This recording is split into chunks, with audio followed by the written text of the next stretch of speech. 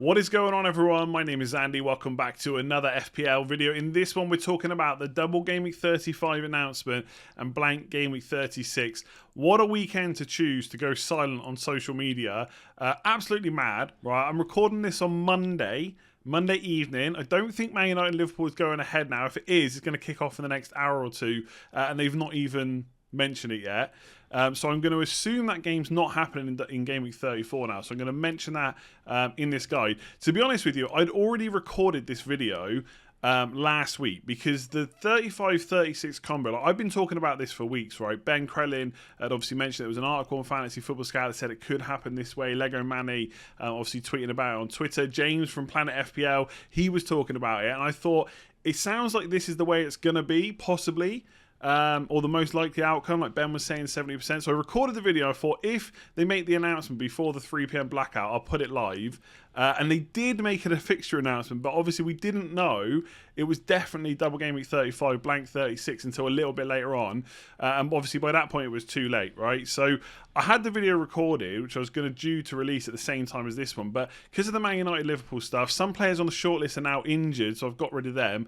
I just thought I'd re-record it. So if you enjoy it, please do give it a like. Hit that subscribe button if you're new around here. I'm going to touch on free hit drafts later today. There's going to be double uploads today and tomorrow probably. So make sure to check that out. Hit that notification bell. But for now, let's get into the Game Week 35 double guide. Okay, so this is what has been announced so far, right? And I say so far because obviously the Man United-Liverpool game, potentially, and again, it could change by the time this video goes out, is going to have to be moved outside of Game Week 34. That could affect the amount of teams that have a double. Basically, Liverpool could have a double game week as well, which I will talk about a bit later on. But for now, I want to keep it to the official stuff. So there's 8 teams doubling in Game Week 35, and then 4 of them will blank in Game Week 36. Now, we've known that this could happen for a while. I've basically been talking about on my kind of team selection previews when I've been going through the tinkering. I've literally been doing that, taking into account that this would probably happen, to the point where I sold Rudiger this week. Obviously, he was injured anyway, just to plan for kind of 36 to 38, because I'm probably going to free hit in 35. So it's the fixtures we kind of knew were coming. So Man United's Villa away, Leicester at home. For Arsenal, it's West Brom at home, Chelsea away. For Chelsea, it's Man City away, Arsenal at home, so fairly tricky. Leicester's not too bad because they got Newcastle at home, but they also have to play Man United away. Everton's is okay. West Ham away, Villa away. I'm not going to get to see the Burnley versus West Ham match or the Wolves versus West Brom one before I record this. So it'll be interesting to see what West Ham defence is like, but that could be a pretty decent game for Everton. Villa's Man United at home, Everton at home, so one okay game there, but the other one not so good. Palace have probably got the best set of fixtures, I would say. Outside, I mean, Man United, just because of how kind of good they are, has got a good set of fixtures, but Leicester at home is going to be tricky. But Palace has Sheffield United away and Southampton away, 2 really good fixtures, so definitely some viable punts from them, especially Zaha, for example. And then Southampton have Liverpool away and Crystal Palace at home, so probably not too many players we'd want from Southampton. And then 4 of these teams go on to blank, which are Man United, Arsenal, Chelsea and Leicester. So you've got any players from Game Week 36 from these teams, they're not going to play, right, which we've known about for a while. I'm going to talk later on about when's the best week to free hit, some other thoughts and strategy, as well as what the fixtures look like for these teams in a short list. So we'll jump into that. But initial instinct is that Palace have got the best fixture, even if you wouldn't necessarily want to triple up there. Man United are probably second best. Everybody else, apart from arguably Everton, have one good fixture and one poor fixture. So it's probably a week where you don't necessarily have to go gung-ho on 11 double game week players, but we will touch on that in a little bit. So one thing we have to take into account is not just the number of fixtures or the decent fixtures they have in Game Week 35. We also have to look at the rest of the season. So in this image, it's Game Week 35, 36, 37 and 38, right? It's just the rest of the season. We only have 4 game weeks left now. So Man United, for example, Villa and Leicester's pretty good. Then it's a blank, potentially. Touch on that in a minute. Then Fulham at home, Wolves away. So not too bad as long as you can get through Game Week 36. Obviously, you could bench 3 outfield players, but if you're talking about the likes of Jamie Vardy or Iheanacho, Fernandes, it's quite a lot of money. Not necessarily Iheanacho, I know, but a fair bit of money left on your bench. So that's something you've got to consider when planning this week. Arsenal, West Brom at home, Chelsea away is okay. I still think Arsenal are going to be problems because of the Europa League. We saw at the weekend that Holding wasn't in the squad at all, although David Luiz was back. Saka missed out as well, and so did Lacazette. But they do have Palace and Brighton to end the season. So if they were to go out of the Europa League, or if you kind of weren't getting their players until game week 37, and you could somehow get through that blank 36, they wouldn't necessarily be the worst to keep. Chelsea, I'm in two minds about, because we saw a lot of rotation in the last game, right? Rudiger missed out, I know, but Azpilicueta was out. Even Alonso didn't start, and Chilwell was back in, which is kind of promising for him. He's someone to think about going forward, I think. But getting away from that for now. Man City away and Arsenal at home is not easy. Then a blank. Then Leicester at home is not that easy. They've also got an FA Cup final to think about as well before they play Villa. So I think with the amount of rotation because of the Champions League and potentially the FA Cup final, I think it might be time to start offloading Chelsea players. I did say last week on the preview that Havertz was possibly a decent punt, and he did play. So if he's not going to play Champions League, he's probably going to play at least one of these games, possibly both in the double. So he's worth considering. But again, the game week 36 is potentially an issue. And obviously, with this guide, we have got two sets of FPL managers, those that aren't going to free hit and those that are. So the thinking might be a little bit different. For Leicester, I think you definitely keep for the double. Iheanacho is probably cheap enough to bench, but they do have a blank than Chelsea than Spurs. So it ain't going to get much easier for Leicester than that Newcastle game. Then it's kind of tough fixtures all the way. So if you've kind of maybe doubled up or tripled up, if you've got Vardy, for example, that's a lot of money to carry through a blank Chelsea and Spurs.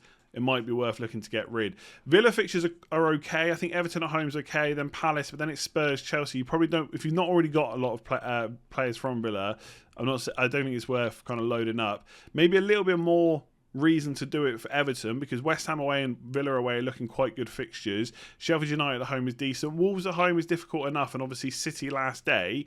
But for the first 3 game weeks before that, they look quite good. Southampton have got the fixtures, and arguably West Ham away is a green fixture now at the moment. I'm just not sure who you'd want to go for from there. That's the problem. Obviously, Vestergaard went and got himself suspended as well for that the tackle on Vardy, or the follow through on Vardy, I should say. And then Palace fixtures, I think if you're going for someone like Zaha, the double is quite good. Villa's quite good, and I think you could get away with him for Arsenal. So if you're looking for an attacker to bring in, someone like him, but we'll come on to that shortlist in a minute. So that is what the fixture list looks like right now. But let's talk about what it could look like with the Man United Liverpool rearrangement. So again, at the time of recording, and hopefully at the time of publishing as well, we don't know when the Man United Liverpool game is going to be. Now, obviously with Man United blanking in game week 36, the obvious place to put it would be there. And let Man United play it there instead. The problem is Liverpool have got a game, which means that Man United can't just put it there. So for it to happen, they'd have to move Liverpool's 36 game into 35 and give them a double, because Liverpool don't have Champions League or Europa League to worry about anymore. So that then would move West Brom away into game week 35, therefore giving Liverpool a double as well. And Man United's game would stay the same in 35, but their Liverpool game would go into 36. So therefore, if this happens, and this isn't guaranteed or anything, but from everyone that I usually follow for fixture stuff, they seem to think this is the most likely. Because originally I was looking at it thinking, right, it will just go on to 36, that's easy. But it can't, because of when Liverpool are playing West Brom. So the easiest way is just to move it, and they can't. There's no point in rearranging the game week 35 fixtures, because Man United have got that free midweek in 36, so that's the best place to kind of put it, right? Because they're blanking. Not ideal for the amount of rest in between, and once that gets confirmed, we might have to have another conversation about how much rotation there might be for Man United. But they have just had now a week off potentially if that game does get moved, because they won't have played a game this week in game week 34, and that Roma game. It looks pretty much done already, so hopefully players will get managed in that. Therefore, we might see a little bit less rotation, but we'll have to talk about that when the fixture's in. So it would mean Villa away, Leicester at home, Liverpool at home in 36, so no blank, then Fulham and Wolves. Basically, if you've not got your free hit, this is what you want to happen, right? And I said last week, this was the last kind of chaos thing we were waiting for, right? The double game week 35, blank 36, and that would be it for the rest of the season. Well, guess what? There's a little bit more chaos, and it comes in the form of this. Obviously, Liverpool got great fixtures, and if they have a double that's Southampton away, Southampton at home, West Brom away, that is an incredible set of fixtures, to the point where forget about Vardy, forget about Fernandes captain. For me, that's what I was thinking about anyway. It will definitely be Salah, no contest, right? Because those fixtures are too good. And again, it helps people without the free hit, because they're gonna. Some people have got like double or triple Liverpool, and suddenly they've got 3 more double game week players who don't blank. So if you held your free hit like me, It's going to be a little bit annoying if this goes through because you arguably want as much chaos as possible, but it's going to be much easier for people to manage 35 and 36 with this scenario. This is not guaranteed to happen. It hasn't been confirmed yet, but right now it's looking like the most likely outcome. And because that game for the Liverpool-West Brom game would have to go into 35, we should get an announcement fairly soon-ish. But who knows? The last one took forever, right? So keep an eye on this and definitely factor it into your thinking. Don't make any early moves this week. Okay, so this is the short list of players for the double in 35. Not really thought about 36 too much because obviously it's a blank. So the shortlist wouldn't really be, it'd be like a reverse shortlist, whatever that is, like players to avoid in 36, but it doesn't really matter. So just talking about 35 for the double game week teams. Now, I've not put Liverpool on here because it's not confirmed. But to be honest, if you've not got a free hit, you probably stick with what you've got. You know, most people, the max they have obviously is 3, but the players usually are Jota, Salah, Trent. You just hold that. If you're on a free hit, then Robertson and Mane come into play, and suddenly you might go a little bit different because everyone's got Jota, Salah, Trent, or 2 of those 3 or 1 of those 3, so you can go a little bit different. But until that's confirmed, I won't talk about it. But I will do a free hit video this evening which will include the non-Liverpool scenario and the Liverpool scenario and kind of how I'm thinking about it. So most of the names on here, look, they're fairly obvious. For Man United, defender Luke Shaw, although again, if we try and pick rotation, like will Telles play one of the games if they're coming in quick succession? Possibly. If Telles plays in the Europa League, then that's much better for Luke Shaw. If not, you could just go for Harry Maguire, who's I think has played every single minute in the league this year, or close to. Mason Greenwood, Marcus Rashford, Bruno Fernandes, the other obvious candidates. Cavani, I just wouldn't expect to play both the double game week games, unfortunately. With Rashford, he pretty much always plays, but again, keep an eye on the Europa League game, because if Greenwood gets a match and Rashford gets a bit of rest, then you know, you possibly don't go for Greenwood and you go for Rashford instead. I'm not going to talk too much through this because at the end of the day, if you haven't already been thinking about this, you've only got 1 transfer or 2 free transfers this week anyway. With Arsenal, Rob Holding's on the list, but we have to see what, I think Louise got injured, so we have to wait and see what the prognosis is for that, and obviously what the team is for the Europa League, because whatever team Arsenal put out in the Europa League is probably their first 11 going forward, so he could still be an option. Tierney maybe, if he's back, same with Lacazette, Saka as well I like, and Aubameyang could be a good option for the league if they're going to rest him or not play him in the Europa League. With Chelsea, like I said, I've put Chilwell on there because he's playing more often than not now, and even in that Fulham match where I thought Alonso would play, didn't. Rudiger's obviously cheap if he's back from injury. As for the Quetta, Mount, Pulisic and Havertz, it could be Werner on there as well, but Havertz is someone I like because I think he's going to get quite a few league games. I think Tuchel sees Havertz as possibly his number 9 solution for now, but Werner's got the pace and that's what he wanted to use against Real Madrid. So I think that's why Havertz has got more of the league games. Castagna, Fofana, if you want to save a bit of money. Although, again, now we've seen a bit more since I originally wrote this shortlist. Fofana is coming off early a few times. When they can make an early change or when they need to, he's the one that's coming off to change to like a back 4. And by the way, the names in green mean nothing. It's just to split out the players. So it's white, green, that's it. The players in green aren't better or anything like that. Maddison, although I'm not sure about him right now. Iheanacho and Vardy, definitely. Villa, if you wanted to go for someone. Watkins, Grealish, if he's back, I'm not expecting it. Cons are target defenders. Quite a few options for Everton. I still think Calvert-Lewin's the best option, though. Luka Dean in defence. Maybe Coleman, although I'm not sure of his reliability for minutes, so Holgate might be a cheaper option. Che Adams, if you really wanted to go for Southampton. And then potentially Van Arnold, Zaha and Benteke. But again, since I wrote this up, Mitchell's played at left back for Palace, so I'm not sure about Van Arnold, but Zaha I really like, and Benteke if you want a cheap striker, why the hell not? Okay, so just some other things to consider, kind of strategy and stuff like that. Free hit is team dependent, right? So we're still going to get the question even now, should I free hit in 35, should I free hit in 36?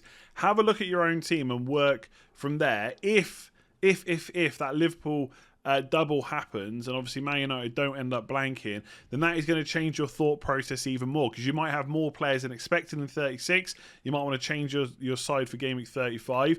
I still think using it in one of 35 or 36 is probably the best.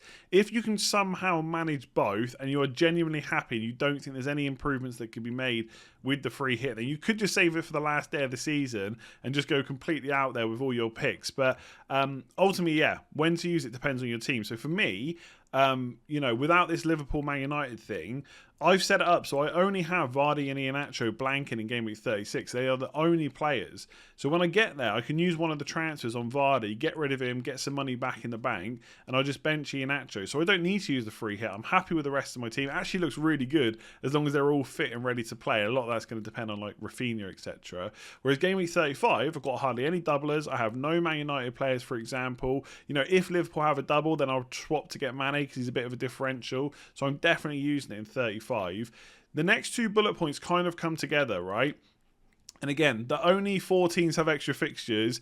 That could change, okay? We're going to have to just talk about that in another video if it gets announced, right? Because it just hasn't been announced at the time. But the reason I say that is only the non-blanking teams, so Villa, Everton, Palace and Southampton, actually have an extra fixture over the last 4 game weeks in the season. So those 4 teams are going to play 5 matches over 4 game weeks. For Man United, Arsenal, Chelsea and Leicester, they only play 4 games over the last 4 game weeks. Now, obviously, you can bring a player in, you get their double, then you swap them out for another player who's playing in 36. Therefore, you've gained an extra fixture. But there's only so many times you can do that. If you consider a transfer to be worth 4 points, whether it's a hit or not, then bringing a player in and then taking them straight back out, that's almost cost you like 8 points. So you've got to weigh up whether that's worth it when you're figuring out how many double game week players to go for that you've not already accounted for.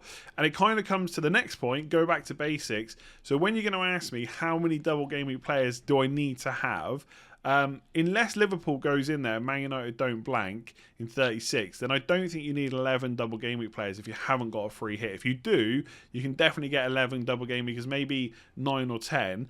But you got to go back to basics. So you start with your captain. Who do you think is the best captain for 35? Do you have them? If not, can you rectify that? Then you have a look at maybe other potentially like 1 to 3 other captain choices you might consider or you think are really good. Do you have them? Can you get them in easy? Does it affect your planning for 36, etc.? If not, great. Then you're up to like 4 players perhaps. Then you've got a few fringe players. You get up to like 6, 7. Happy days. You probably don't need to go more than that, but it depends on the quality, right? If you've got a player that's not necessarily going to play both games, they don't usually get a place in the team, that's not a double game week player, that's just a dud player in your side. So you've got to think about the quality. And definitely use a transfer planner like livefpl.net. That's what I use. They don't pay me, it's just completely free and I like it. You can go and input your team for 35. You then make your transfer, then you can click on game week 36 and you can see what it's going to look like.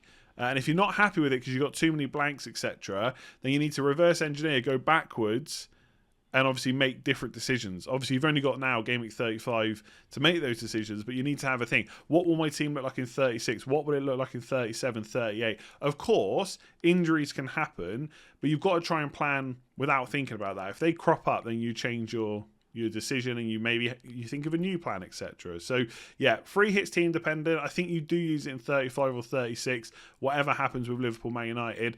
Definitely consider how precious transfers are. Obviously, we haven't got much time to make ground up, and a double game week can be a good time to get a big score, but you have to think about game week 36 as well. Go back to basics, get that transfer planner out, and enjoy. So that is it for this one. Thank you very much for watching. Hopefully you found it useful. If you did, give it a like and hit that subscribe button. I will be talking free hit in a video this evening, so I think for at least the next couple of days I'm going to put out 2 videos a day, just because obviously there's a shorter space of time now to put out the content, plus it's a Friday deadline again.